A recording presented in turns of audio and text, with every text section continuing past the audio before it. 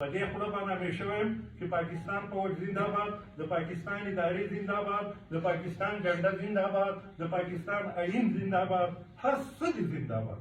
خو کنټونمنټ بورډ منل او نه منل دا د دې علاقې د خلکو حق دی. زمونږ جنګ زمونږ ناره د چا ادارې خلاف نه ده. اوس هم وایو، مخکې هم ویلې او دته یوه خبره یې وکړې چې خبردار وردي ښکته وردي پورته د دې سره مې څه تعلق نشته. زما د ملک ادارې دي، زه عزت کوم، زه احترام کوم، خو په شرط دی چې زما احترام کوي. د دغې سروې معلومات میاشت یا یوه نیمه هغه مونږ جاري وساتل، خو افسوس خبره دا وه چې سروې کوونکي کوم خلک چې وو په هغو پسې چې به مقامي خلک کله ورغلل نږدې او د هغو نه به یې تپوس وکړو چې صیبه ته زما په دې پټي کې دا کیسه وهې یا زما په پوله یا زما په دیوال دا نښه کې دا کیسه څه ده.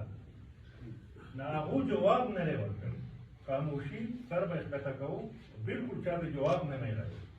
په دغه صورت کې تنظیم سملات دا ضروري وګڼله چې زما په علاقه کې زما په یونین کونسل کې زه یو منظمه تنظیم دلته موجود یم.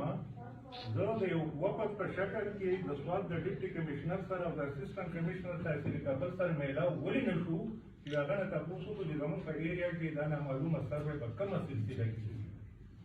په دغه سلسله کې موږ د ډیپټي کمیشنر سره اولنی ملاقات وکړو چې د هغه جواب دا خبره ستاسو په علم کې راوله، په موږ کې ما بار بار کړې ده. د هغې جواب دا و چې موږ ته د څه قسم سروې په باره کې انتظامیې ته علم نشته. بیا هغه جواب مونږ دا راکړه چې تاسو لاړ شئ د اسسټنټ کمیشنر تحصیل کابل سره میلاو کړئ. هم په دغه ورځ به مونږ روانېږو او بیا د کابل اے سیله چې دی هغې ته ځو چې ډي سی صاحب تا ته ټلیفون وکړه، مونږ یې رالیږلي وو. دا ته څه علم شته چې دا سروې د څه په باره کې کېږي، هغه هم د لاعلمۍ اظهار وکړو. چې کله د انتظامیې د طرفه د لاعلمۍ اظهار وشي، نو اخرنی سوال جواب مونږ اسسټنټ کمیشنر ته دا کړی چې د دې مطلب دا دی چې دا څوک سروې کوي، نو ته انتظامیه چې ته ناخبره یې، نو د دې مطلب خو دا شو چې دغه خلک د سرکار خلک نه دی. نو دا زما په علاقه کې چې د دې حرکات چې دي دا خو بیا زموږ ته منظور نه دي. نو د دې نه وروسته که دغه خلک ښکاره شو زموږ په علاقه کې، نو که بیا عوام او د هغو په منځ کې څه تنازعه راغله یا څه داسې معامله راغله، نو د هغې ذمهواري به بیا زموږ د قام په سر باندې نه وي. او د هغې نه وروسته مونږ بیا تاسو ته پته ده چې مونږ د چاونۍ خواته یو جرګه طلب کړه د دې دریو یونین کونسلو کانډو بره باندې او کوزه باندې د خلکو، او په هغې کې مونږ مطالبه وکړه چې مونږ ته د هر وویلی شي چې دغه چې دا سروې د څه لپاره کوي. د هغې نه وروسته مونږ انتظامیې غوښتلي وو د دغې جرګې نه 3 ورځې وروسته، او په دې ټیبل صاحبانو ته 3-4 صفحې لیټر پروت دی او د هغو وینا دا ده چې دا چې دی دا د کنټونمنټ بورډ په سلسله کې دا سروې کېږي. اوس کنټونمنټ بورډ چې دی دغه خبره کله راښکاره شوه، نو هغه مختصر به دغه خبره زه کوم چې هغه تحریک چې دی هغه تاسو ته او د سوات خلکو ته پته ده چې بازخیل کې هم شروع دی، په نیکرخیل کې هم شروع دی، او د قانون په دایره کې دننه شروع دی. قانون نه بهر کې دی، ماورای آئین نه دی شروع. دا ملک جمهوري ملک دی او په جمهوري ملک کې دا زما حق دی، دا د قام حق دی چې یو منصوبه چاته نه ده قبوله د هغې دپاره اواز پورته کړي او متعلقه ادارې خپلو کمرانان خبر کړي چې مونږ ته دا منصوبه چې ده دا نه ده قبل، دا ناپسندیده ده په قام کې، مونږ دا نه غواړو. هغه سلسله چې ده هغه د احتجاجونو جاري ده. خو اوس تاسو په دې پوهېږئ، زه د دې خاص خبرې چې زموږ د پریس کانفرنس په مطلب دی نه هغه دا دی چې ما په وخت کې انتظامیه خبر کړې وه چې که ستاسو سره داسې سرلار ګودر وي نو ولټوئ. هغه که تاسو د ادارو سره، ادارو مقصد څه دی؟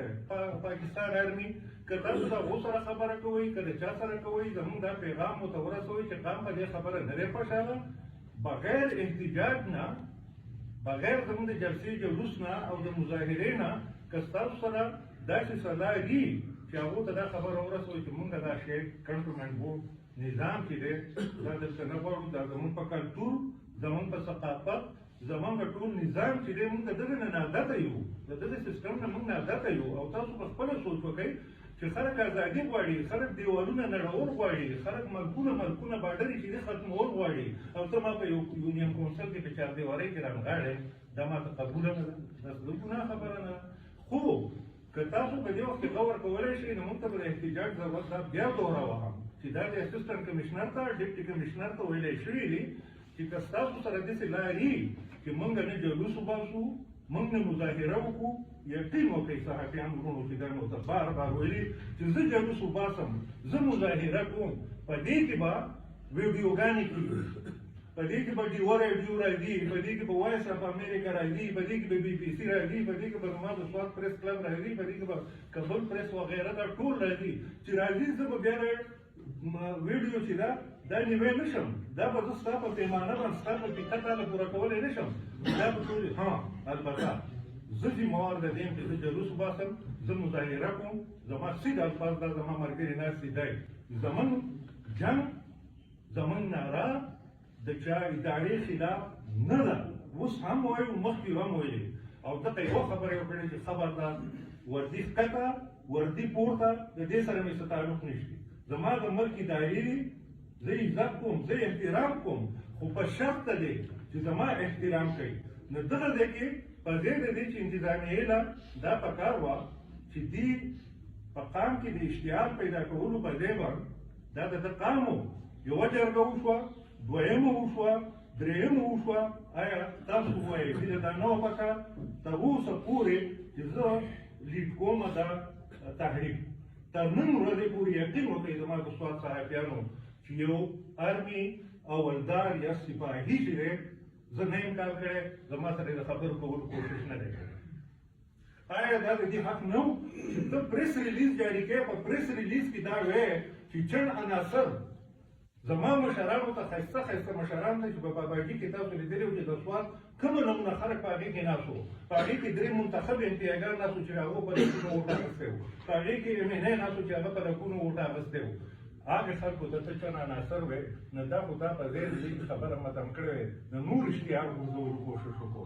نو دا خو زه یم چې زه بیا هم په هره خوله باندې لاس ږدمه چې هغه ته یم چې خبردار د ادارو خلاف څوک مرتابات ونه وایي. په دې خوله باندې همیشه وایم چې پاکستان فوج زنده‌باد، د پاکستان ادارې زنده‌باد، د پاکستان جنډه زنده‌باد، د پاکستان آئین زنده‌باد، هر څه دې زنده‌باد. خو کنټونمنټ بورډ منل او نه منل دا د دې علاقې د خلکو حق دی. زه خپل ازادي چې ده هغه ثبت کول نه غواړم، دغه زما حق دی. زه دې تا خبروم چې د دغې منصوبې نه طلاق شي. اوس ما چې دې ته کومه خبره کوله چې دا ویډیو دا به زه کنټرول نه کړی شم، دا هندوستان پورته کولی شي، خپله خبره پورې وصله کولی شي، هغه سره خپل کمنټس کولی شي، هغه سره خپل خبره لیکلی شي.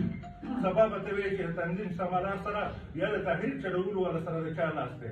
واضح حکوم د پریس کلب له راغلی د دې لپاره یم او دا ملګري د دې لپاره راغلي چې کنټونمنټ بورډ خلاف تحریک به تر هغې وخته پورې جاري تر څو پورې چې دا منصوبې د ختمېدو اعلان نه شوی.